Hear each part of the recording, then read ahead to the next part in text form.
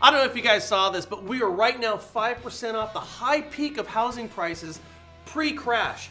The only way to get above that right now is really to be looking at some subprime deals. Angel Oak can help you out with this, and listen, they'll actually go sit with your compliance department to show you how their products are compliant.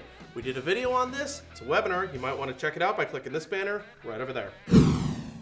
Oh, and by the way, I hope everybody had a really nice New Year's Eve. I had a great one. We played this game called Cards Against Humanity. If you want a game that's totally fun, that adults can play, that is just politically incorrect beyond belief, check out Cards Against Humanity. And I gotta tell you something. As we're thinking about our New Year's Eve party, I was looking through the news today and I saw something, and guess what? It happened again, and we're not surprised.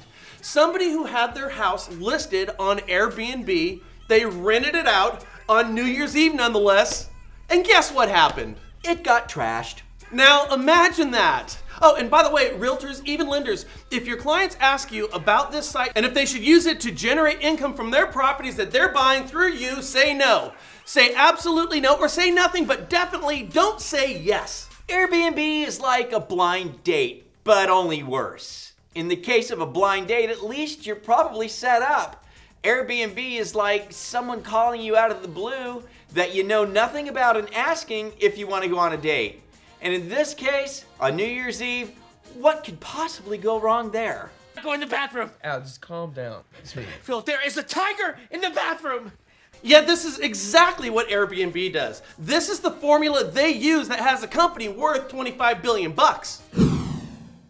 Check it out. We saw this article called The Big Shortage of Appraisers. Get it? Like the movie. And by the way, great portrayal of mortgage lenders. Actually, I thought it was pretty funny.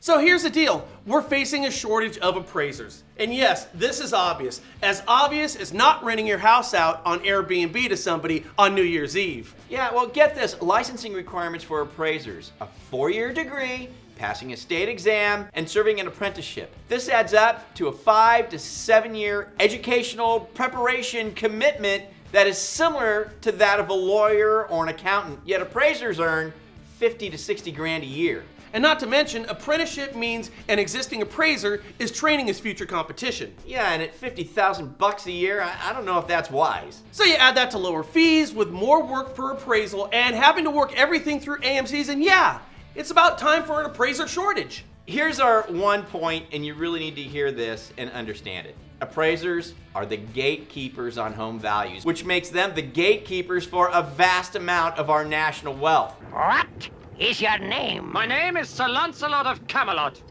What is your quest? To seek the Holy Grail. What is your favorite color? Blue. Right, off you go. Think about that. A bad appraisal lowers the sales price and creates a bad comparable sale that can't be ignored for other homes that sell afterwards. Equity lost. So if that's the case, and it is, don't you think that we should, I don't know, do something about it? About bringing in young blood? Something like, say, let's Roll back the rules pre-HVCC and this would correct itself. But sadly, that ain't ever gonna happen. did you see this? A group of anonymous credit repair companies is suing to keep the CFPB from revealing their names. Here's how it goes, we think. The CFPB has an ongoing investigation of these credit repair companies.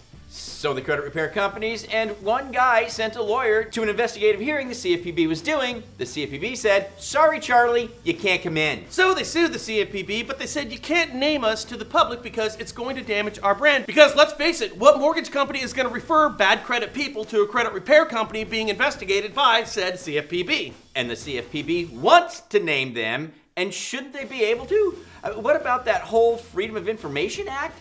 Everyone wants transparency from the CFPB, and wouldn't it be transparent to share the names of these credit repair services?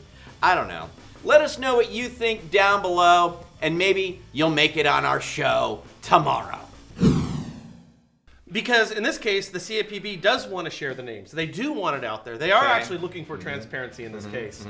So I don't know. And this is one area the CFPB could probably help, because traditionally these companies, a lot of them are kind of shady. You know what I mean? They just are. So anyway, what do you guys think? Let us know in your comments down below. Have a great day. Forward, share, and subscribe for in your upper right hand corner. We'll catch you later here at the National Real Estate Post. Bye.